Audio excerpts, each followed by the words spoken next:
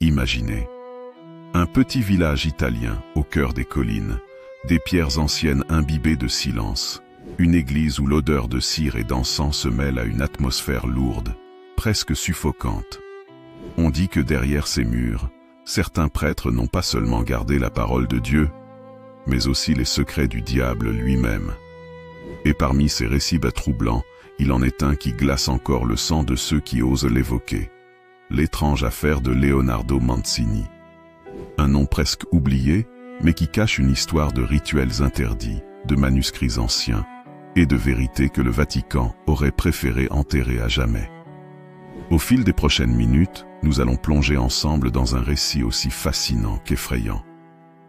Vous découvrirez comment un simple prêtre italien, respecté de sa paroisse, aurait été l'un des gardiens d'un secret si sombre, qu'il pourrait bouleverser tout ce que nous croyons savoir sur le bien, le mal, et sur l'Église elle-même.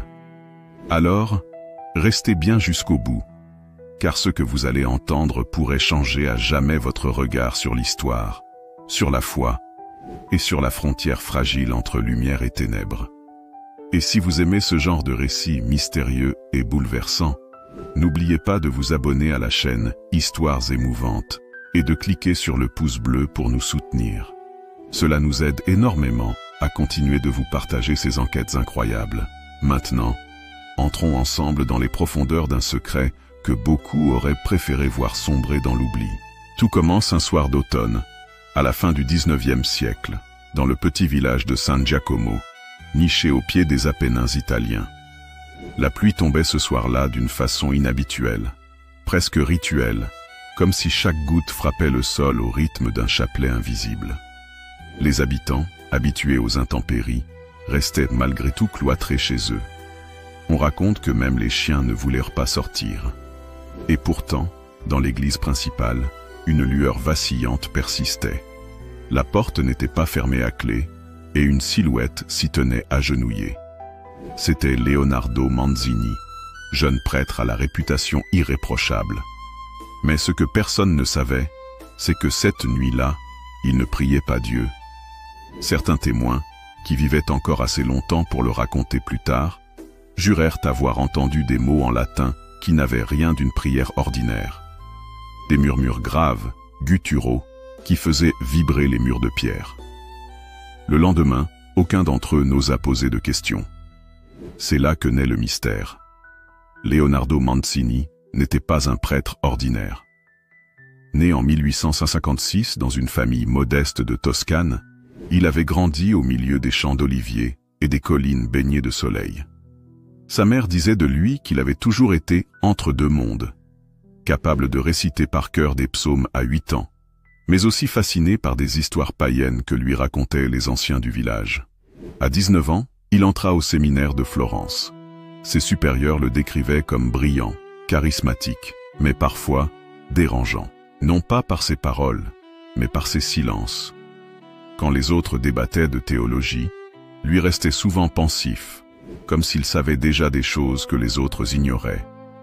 Un jour, un professeur aurait noté dans son journal « Cet élève est exceptionnel, mais je crains qu'il ne cherche la vérité au mauvais endroit. » C'est au séminaire que Mancini découvrit ce qui allait changer sa vie.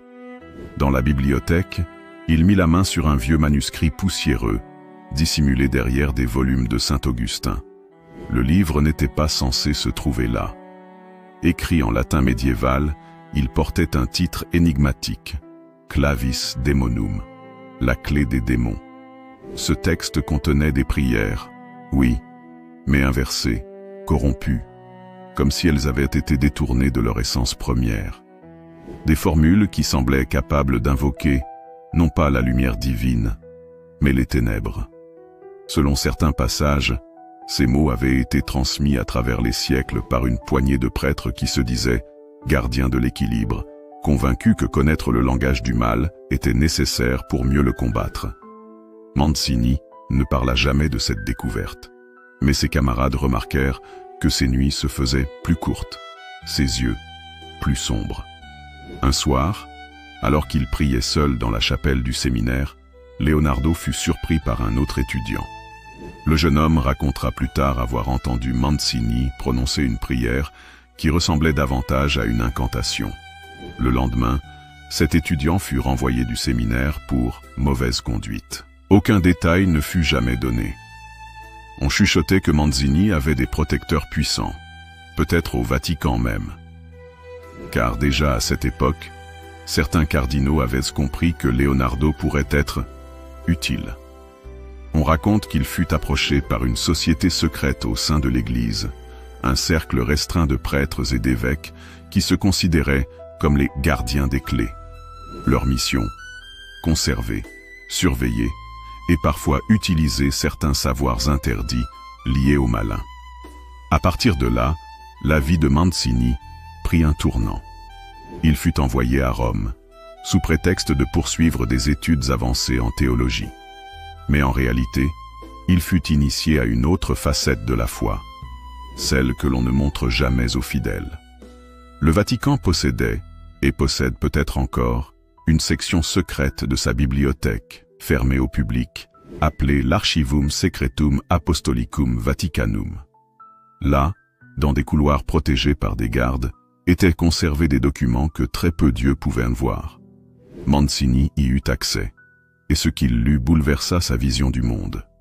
Des récits de possession, des rituels décrits en détail, des pactes signés entre prêtres et entités obscures, non pas pour les adorer, mais pour les enfermer.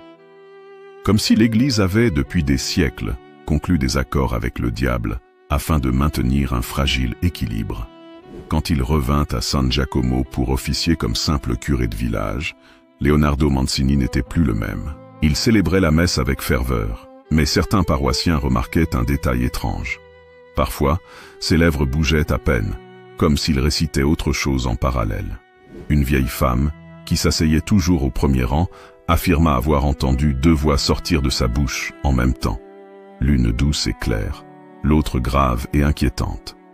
Bientôt, le village commença à se remplir de rumeurs. Des enfants disaient de voir des ombres étranges près du presbytère. Des croix, accrochées aux murs des maisons, se décrochaient inexplicablement. Et certains malades, après avoir reçu la bénédiction de Manzini, se réveillaient en pleine nuit en criant, jurant qu'ils avaient vu le prêtre à leur chevet, les yeux entièrement noirs. Il fallut des années avant que les premières preuves tangibles émergent. Un soir, un jeune sacristain, resté tard pour ranger les bancs de l'église, surprit Manzini en train de sortir un petit coffret de fer. À l'intérieur, selon le témoignage qu'il donna bien plus tard, se trouvaient des pages jaunies couvertes de symboles, ainsi qu'une petite statuette en obsidienne représentant une figure cornue. Quand Manzini remarqua sa présence, il lui adressa simplement un sourire calme et dit « Ce n'est pas ce que tu crois. Un jour, tu comprendras. » Le sacristain quitta le village le lendemain. On ne le revit jamais. C'est ainsi que prit racine ce que l'on appelle aujourd'hui l'affaire Leonardo Manzini. Une affaire mêlée de silence, de peur, de rituels occultes et d'archives que le Vatican lui-même ne reconnaît qu'à demi-mot. Le prêtre de San Giacomo n'était pas seulement un homme de foi. Il était aussi, et surtout, l'un des derniers gardiens du diable, chargé non pas de l'adorer, mais de conserver ses secrets, coûte que coûte. Et ce n'était que le début. Après son retour à San Giacomo, Leonardo Manzini s'était fondu dans la routine du curé de village, baptême, mariage, confession. Mais derrière cette façade de respectabilité, des choses plus étranges se tramaient. Sous l'église, dans les cryptes humides, il passait de longues nuits. Les paroissiens croyaient qu'il priait pour leurs âmes, mais certains habitants juraient entendre des sons venus du sol, comme des chants lointains, étouffés par la pierre. Un berger, qui ramenait son troupeau à la tombée de la nuit, confia avoir entendu un chœur guttural, ni humain ni animal. Personne n'osait s'approcher. C'est plus tard, bien plus tard, que l'on apprit que Manzini utilisait ces cryptes pour exécuter des rituels interdits, hérités des manuscrits qu'il avait consultés à Rome. La première pratique dont on a la trace est ce que l'on appelle le cercle de cendres. Il dessinait à même le sol un cercle parfait, en utilisant la cendre de cierge bénie. À l'intérieur, il plaçait un mélange étrange, de l'eau bénite, du sel et quelques gouttes de sang. Le sien, paraît-il.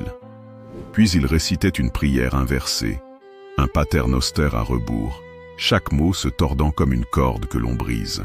L'objectif de ce rituel n'était pas d'invoquer le diable, mais de sceller une barrière, une sorte de prison invisible censée contenir une entité malfaisante. D'après certains documents retrouvés des décennies plus tard, Mancini croyait que le village tout entier était menacé par quelque chose d'ancien, une présence qu'il appelait l'ombre sous la montagne. Ces rituels n'étaient donc pas, selon lui, des blasphèmes, mais des mesures de protection. Le paradoxe glaçant est que, pour combattre le mal, il utilisait les armes du mal. L'élément central de ces pratiques restait ce manuscrit, Clavis Daemonum. Les pages décrivaient des cérémonies précises, prières détournées, position du corps, sacrifices symboliques. Un passage particulièrement troublant expliquait qu'il existait 3 clés permettant d'ouvrir ce que les anciens appelaient la porte des murmures. Cette porte, invisible, se trouverait dans chaque église construite sur les fondations d'un ancien lieu païen, ce qui était précisément le cas de San Giacomo. Mancini s'obséda à chercher ces clés. On dit qu'il en aurait trouvé au moins une, gravée dans une pierre dissimulée derrière l'autel. Certains prétendent même que cette pierre portait un symbole interdit, un cercle entouré de 7 flammes noires. C'est dans cette période que les témoignages les plus inquiétants apparaissent. Plusieurs habitants racontèrent que le curé, d'ordinaire calme et mesuré, avait parfois des crises violentes. Pendant la messe, ses yeux se révulsaient, sa voix se dédoublait. Puis, l'instant d'après, il redevenait normal, comme si rien ne s'était passé. Un vieil homme, Nicola Venturi, raconta des années plus tard: « J'ai vu le père Mancini trembler, ses mains saignaient alors qu'il tenait le calice. Mais il a continué comme si tout était prévu. J'ai senti une chaleur étouffante dans l'église, et pourtant dehors, il neigeait. » Ces épisodes ne firent qu'alimenter les rumeurs. Était-il possédé? Ou bien était-il volontairement en contact avec quelque chose d'invisible? Un autre détail glaçant fut rapporté par une servante de l'église.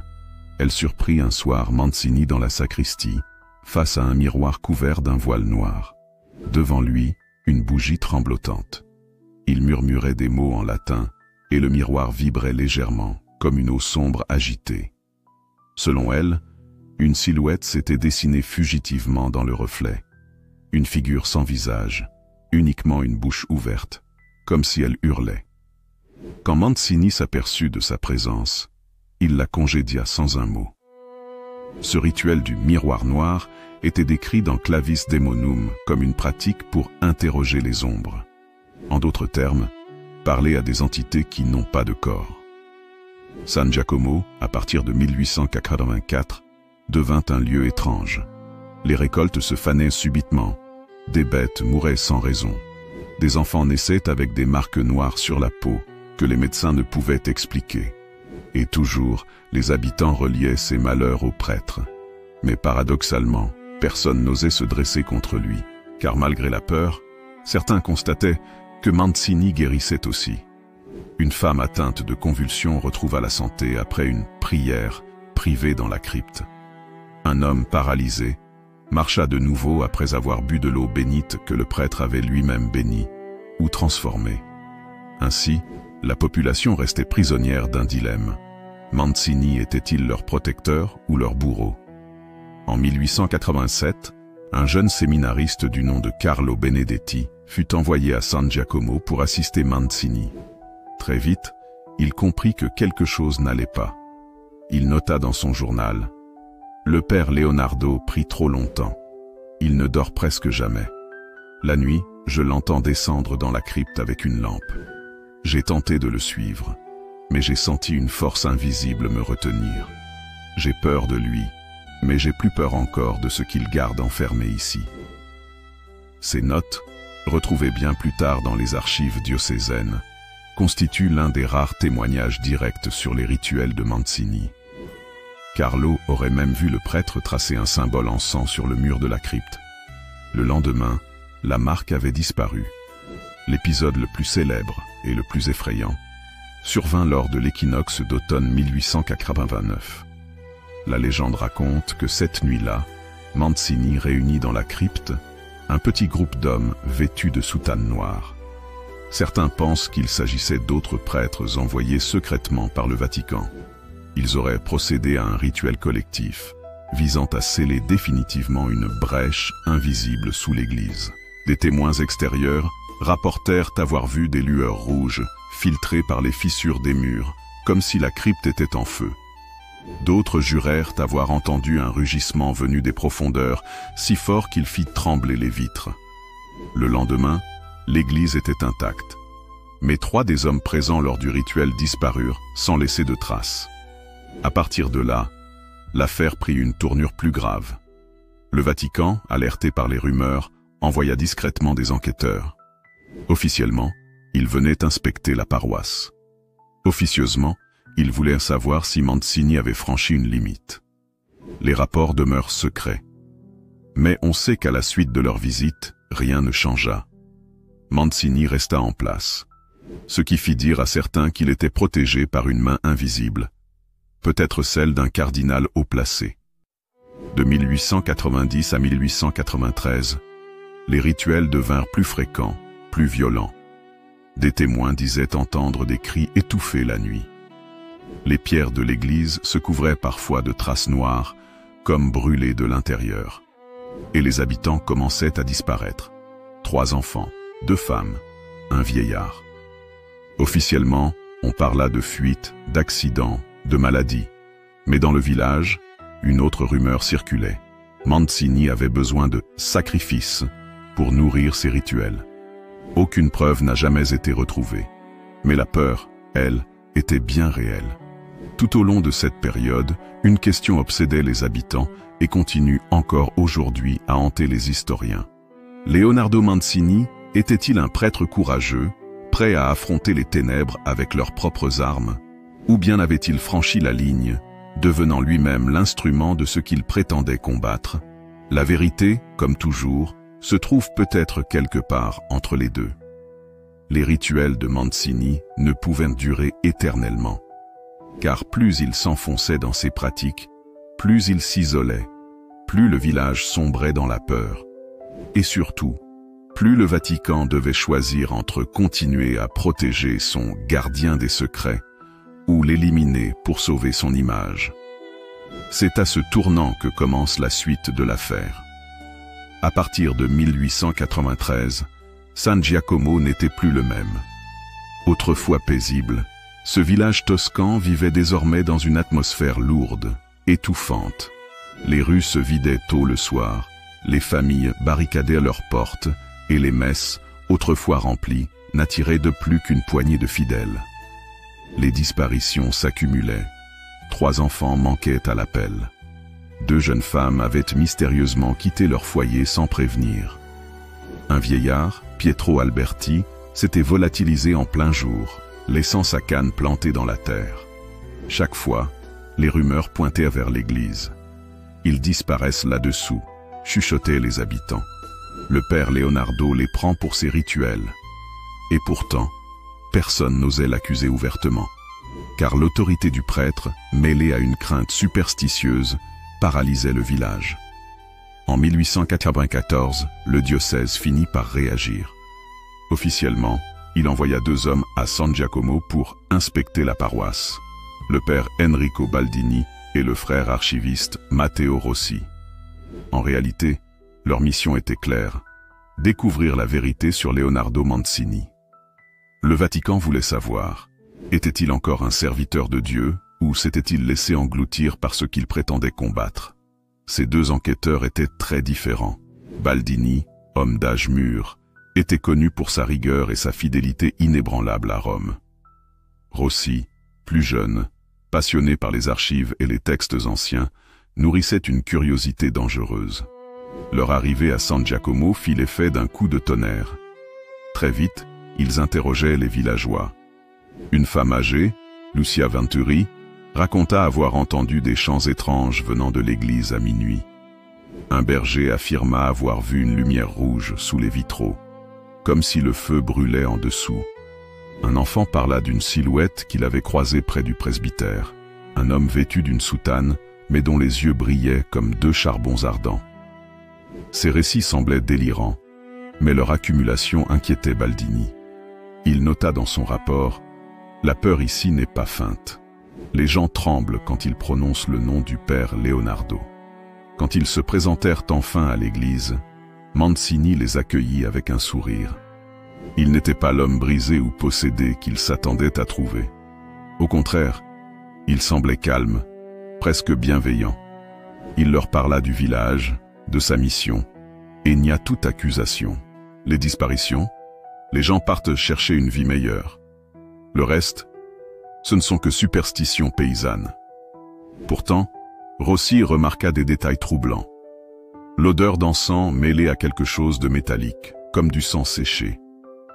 Les murs de la sacristie couverts de symboles gravés, dissimulés derrière des tapisseries. Une petite clé en fer que Mancini portait toujours autour du cou, qu'il refusa de leur montrer. Rossi, fasciné, commença à fouiller discrètement. Dans un tiroir du presbytère, il trouva un cahier couvert de notes en latin et en italien. Les pages décrivaient en détail des rituels, cercles de cendres, prières inversées, invocations par le miroir. Chaque cérémonie semblait liée à une date précise, équinoxe, solstice, phase de la lune. Et surtout, plusieurs mentions revenaient sans cesse. L'ombre sous la montagne. Mancini semblait convaincu qu'une entité terrible dormait sous San Giacomo, et que ces rituels étaient nécessaires pour la contenir. Rossi, troublé, commença à douter. Peut-être que le prêtre ne mentait pas. Peut-être qu'il luttait réellement contre quelque chose que les autres ne pouvaient pas voir. Pendant leur enquête, une nouvelle disparition survint. Une jeune fille, Isabella, ne rentra pas chez elle après avoir servi la messe. Ses parents, désespérés, accusèrent aussitôt le prêtre. Le village se souleva. Des hommes armés de fourches se rendirent jusqu'à l'église, prêts à enfoncer la porte. Mais quand ils arrivèrent, Mancini était déjà là, debout sur les marches, une croix à la main. Il ne dit qu'une phrase. « Approchez, et vous libérerez ce que je retiens encore. » Personne n'osa bouger. La foule recula lentement. Le lendemain, Isabella réapparut, saine et sauve, mais incapable de se souvenir de ce qui s'était passé. Au fil des semaines, le frère Rossi rédigea un journal secret. Il y décrivait ses doutes croissants. Il notait les signes inquiétants, les prières inversées, les symboles, les nuits passées dans la crypte. Mais il écrivait aussi ses intuitions. Et si Mancini disait vrai? Je sens qu'il n'est pas l'ennemi. Peut-être qu'il est le seul rempart. Mais si c'est vrai, alors nous vivons tous au bord d'un gouffre. Baldini, au contraire, était catégorique. Pour lui, Mancini était un hérétique, peut-être un sorcier. Il fallait le relever de ses fonctions, l'arrêter, voire plus. Le conflit entre les deux enquêteurs ne tarda pas à éclater. Finalement, Rossi réussit à convaincre Baldini d'explorer la crypte en cachette. Une nuit, ils descendirent avec des torches. Ce qu'ils virent dépassa l'entendement. Des symboles tracés en cercle, des bougies noircies, des morceaux de tissu tachés. Et surtout, au centre, un autel de pierre sur lequel reposait une statuette d'obsidienne, représentant une silhouette cornue. Autour de l'autel, des chaînes fixées au sol semblaient retenir quelque chose d'invisible. Les torches vacillaient, comme si une force aspirait l'air. Baldini faillit s'évanouir. Rossi, lui, sentit une fascination irrésistible. Quand Mancini les surprit, il ne cria pas. Il posa simplement une main sur l'autel et dit « Vous ne comprenez pas. Si je cesse, si je faiblis, ce qui dort ici se réveillera. » Baldini s'emporta, accusant le prêtre de blasphème, de pacte avec le démon. Rossi hésitait, partagé entre la peur et la conviction que Mancini disait la vérité. Le débat dégénéra. Mancini, les yeux brillants, s'écria « Je ne sers pas le diable, je garde sa prison. Mais Rome ne veut pas que vous sachiez que cette prison existe. » Ces paroles résonnèrent dans la crypte comme un coup de tonnerre. Peu après, Rossi disparut. Certains disent que Baldini le fit renvoyer à Rome pour l'empêcher de parler. D'autres prétendent qu'il resta volontairement dans la crypte, fasciné par ce qu'il avait découvert. Son journal, retrouvé des années plus tard, s'interrompt brutalement par une dernière phrase. « Ce n'est pas lui qui est enchaîné, c'est nous tous. » Quant à Baldini, il quitta le village, déclarant que l'affaire relevait désormais du Saint-Office. Mancini resta seul, toujours à son poste, toujours à ses rituels. Le Vatican ne publia jamais le rapport final de cette enquête. Officiellement, l'affaire Mancini n'existe pas. Les disparitions furent classées comme des accidents ou des départs volontaires. Mais dans les couloirs sombres des archives, des copies du rapport Baldini circulèrent. Elles évoquaient un prêtre ayant franchi les limites de la foi, mais aussi la possibilité qu'il ait empêché un mal plus grand de se libérer. San Giacomo ne se remit jamais. Même après la mort de certains témoins, la peur resta. On raconte que les cloches de l'église sonnaient parfois seules, en pleine nuit, que des ombres passaient devant les vitraux alors que l'édifice était vide, que les disparus continuaient à rôder dans les ruelles, comme des spectres, et toujours, au centre de ces rumeurs, le nom de Leonardo Mancini. Après les événements troublants de San Giacomo, l'affaire Mancini cessa d'être une simple rumeur locale. Derrière les murs du Vatican, dans des salles où la lumière ne pénétrait presque jamais, on en parlait désormais comme d'un problème urgent. Il fallait décider. Était-il un prêtre fidèle, accomplissant une mission secrète de protection, ou bien un hérétique, ayant franchi la frontière interdite en pactisant avec les ténèbres? La question ne pouvait être tranchée publiquement, trop dangereuse, trop explosive pour la foi des fidèles. À la fin du XIXe siècle, ce qu'on appelait alors le Saint-Office de l'Inquisition n'avait rien perdu de son autorité. C'était cette institution qui, depuis des siècles, jugeait les affaires de sorcellerie, d'hérésie et d'occultisme. L'affaire Mancini leur fut donc confiée. Mais dès le début, un désaccord éclata. Certains cardinaux estimaient que Leonardo était un traître, un homme qui avait utilisé le mal sous prétexte de le contenir. Pour eux, il fallait l'éliminer, le faire disparaître et brûler tous les documents liés à son nom. D'autres, en revanche, affirmaient que son rôle était essentiel, que sans lui, quelque chose de terrible se réveillerait à San Giacomo. Les débats eurent lieu dans une salle austère, tapissée de livres anciens. Les murs semblaient absorber chaque mot, comme pour mieux les enfermer. Un témoin rapporte qu'à chaque fois que le nom Mancini était prononcé, un silence glacé s'abattait, comme si même les pierres craignaient d'écouter.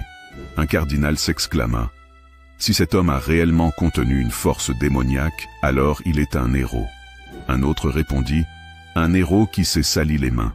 On ne pactise pas avec l'ennemi pour servir Dieu. » Ces débats ne figurent dans aucun registre officiel. Ils ont été reconstitués à partir de notes secrètes et de journaux personnels. Le frère Baldini, l'enquêteur revenu de San Giacomo, fut convoqué à Rome. Il présenta son rapport, description des symboles, témoignages des habitants, découverte de la crypte. Pour lui, il ne faisait aucun doute. Mancini avait sombré dans l'hérésie. Mais d'autres preuves vinrent contredire son récit.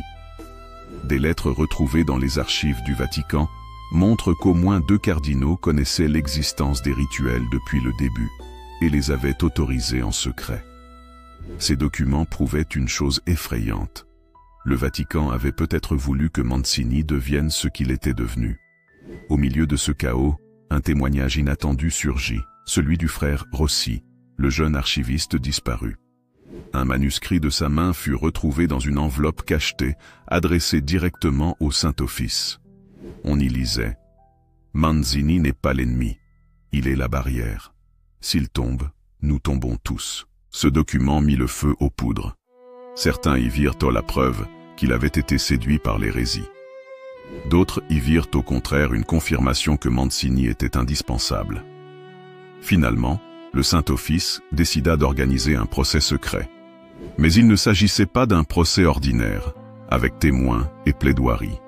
C'était une cérémonie à huis clos, presque un rituel. Mancini fut convoqué à Rome, mais il n'y mit jamais les pieds.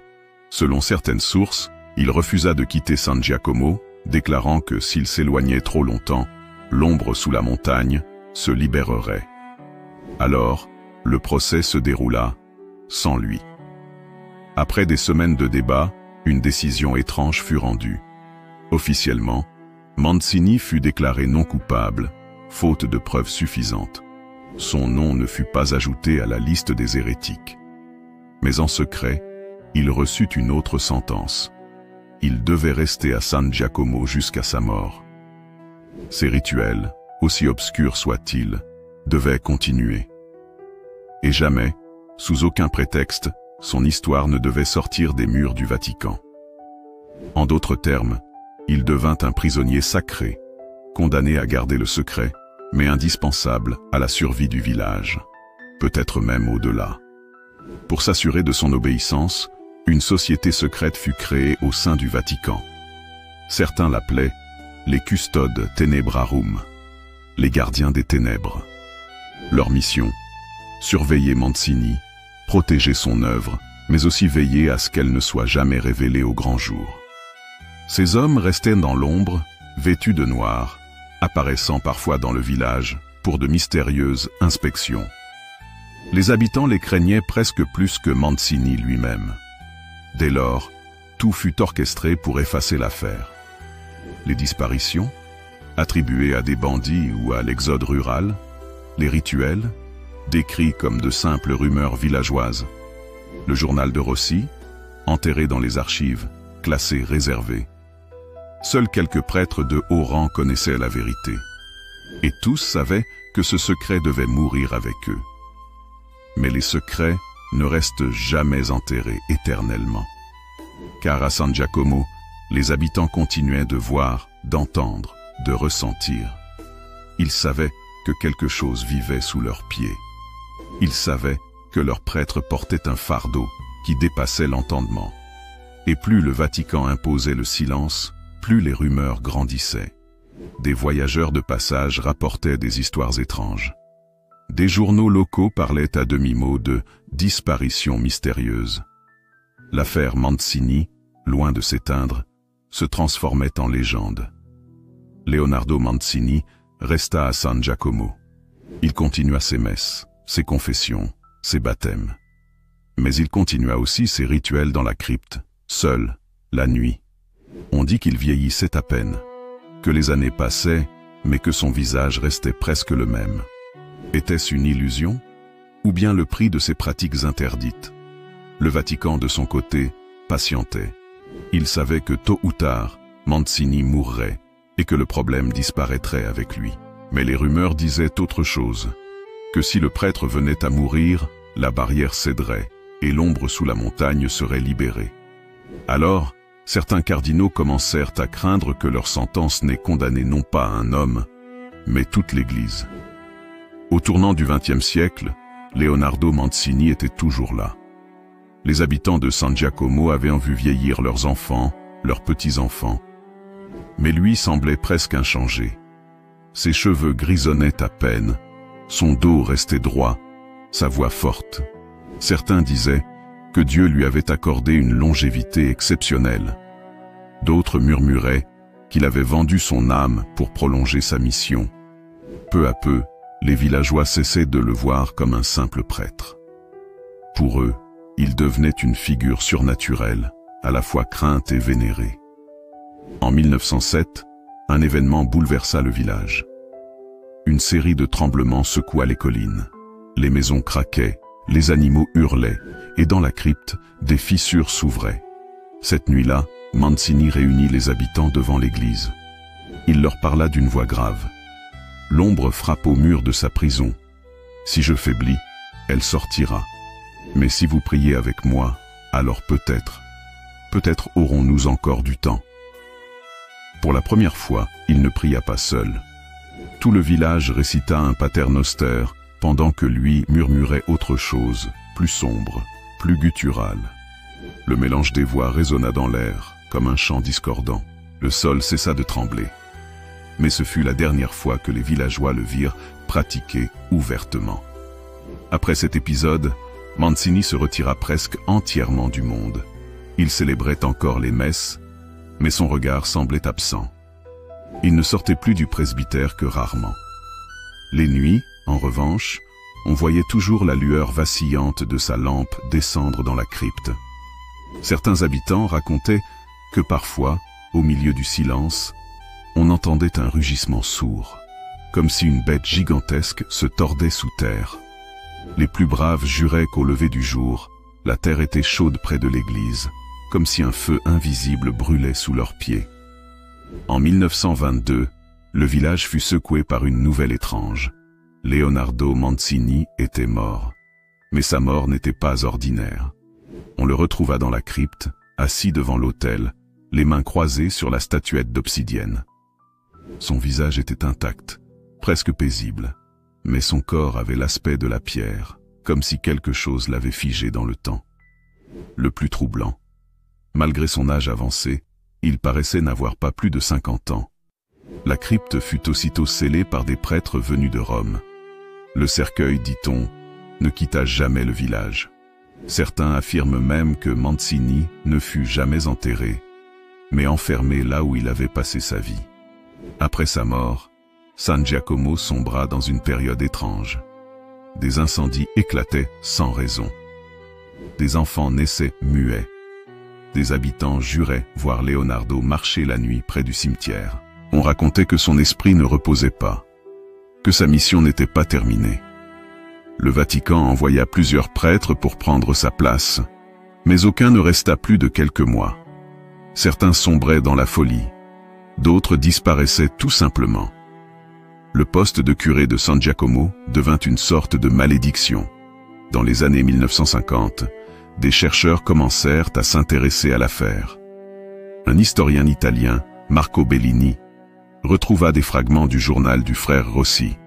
Il publia un article affirmant que Mancini avait été le dernier gardien d'un secret ancien, lié au culte païen pré-chrétien. Le Vatican réagit violemment, interdisant la diffusion du texte. Mais le mal était fait. La légende de Mancini sortait des frontières du village et commençait à intriguer le monde entier. Aujourd'hui encore, certains disent que San Giacomo n'est pas un village comme les autres. Les habitants évitent de parler du passé, mais on remarque que beaucoup gardent une croix inversée, cachée dans leur maison, au cas où. Des voyageurs affirment avoir ressenti une lourdeur étrange près de l'église, comme si l'air y était plus dense.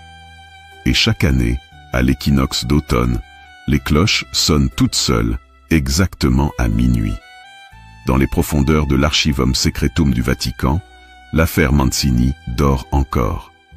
Quelques chercheurs triés sur le volet ont pu voir des documents classés top secret. Des lettres de cardinaux confirmant l'existence d'un rituel de confinement. Le rapport Baldini décrivant la crypte et l'autel. Et surtout, la phrase mystérieuse attribuée à Mancini, peu avant sa mort: « Le diable n'a pas besoin d'adorateurs, il a besoin de gardiens. » Alors, qui était vraiment Leonardo Mancini? Un prêtre courageux, prêt à se sacrifier pour protéger son village d'une force invisible? Ou bien un homme tombé dans l'hérésie, prisonnier de son obsession, qui a fini par nourrir ce qu'il croyait combattre? Personne ne peut trancher. Mais ce qui est certain, c'est que son histoire hante encore San Giacomo, et que le Vatican, malgré ses efforts, n'a jamais pu effacer complètement son nom. Aujourd'hui, plus d'un siècle après sa mort, l'affaire Mancini reste l'une des plus grandes énigmes occultes liées à l'Église. Elle nous pose une question universelle. Peut-on utiliser les armes des ténèbres pour protéger la lumière? Ou bien, en franchissant cette frontière, se condamne-t-on à devenir soi-même une part de l'ombre? San Giacomo existe encore. Son église aussi. Certains disent qu'à la tombée de la nuit, si l'on se tient devant ces murs, on peut entendre un murmure. Une voix grave, répétant encore et encore des prières inversées. Peut-être est-ce le vent, ou peut-être Leonardo Mancini, toujours à son poste, même après la mort. Voilà, chers amis, vous connaissez maintenant l'étrange et troublante affaire de Leonardo Mancini. Un récit où la frontière entre le bien et le mal s'est effacée, où un prêtre a peut-être donné sa vie, pour contenir ce que personne n'aurait jamais dû affronter. Merci infiniment d'avoir suivi cette histoire jusqu'au bout. Votre présence, votre curiosité et vos réactions sont ce qui fait vivre cette chaîne. Chaque vue, chaque commentaire, chaque like est une véritable source de motivation pour continuer à vous partager des récits aussi mystérieux et bouleversants. Si cette enquête vous a marqué, n'oubliez pas de vous abonner à Histoires émouvantes pour ne manquer aucun prochain récit. Et laissez-moi en commentaire votre avis. Selon vous, Mancini était-il un héros incompris ou un homme qui a pactisé avec l'ombre? Encore un grand merci du fond du cœur pour votre fidélité et votre temps précieux. Prenez soin de vous, gardez l'esprit ouvert et souvenez-vous, certaines histoires ne meurent jamais vraiment. À très bientôt pour un nouveau voyage dans les ténèbres et les secrets oubliés de l'histoire.